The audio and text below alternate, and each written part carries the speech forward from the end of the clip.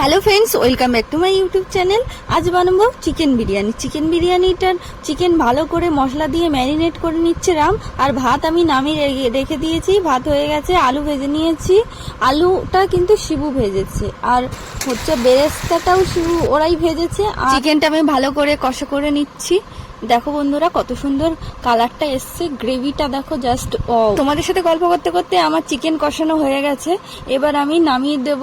হয়ে গেছে, যাই হোক সবকিছু আমার হয়ে গেছে।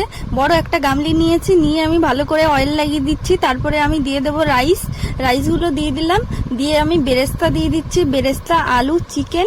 এবার আমি সব পরপর দিয়ে দেব। আর এটা আমি 2 পার্ট করেছিলাম।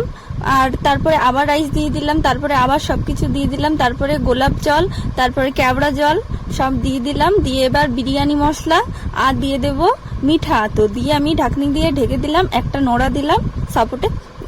আর সব কটা গল্প করছে, এরা হলো আমার সব টিমের লোকজন। আর শিবু আর আমার একটা বোন স্যালাডের জন্য শসা পেঁয়াজ কেটে নিচ্ছে পিস পিস করে।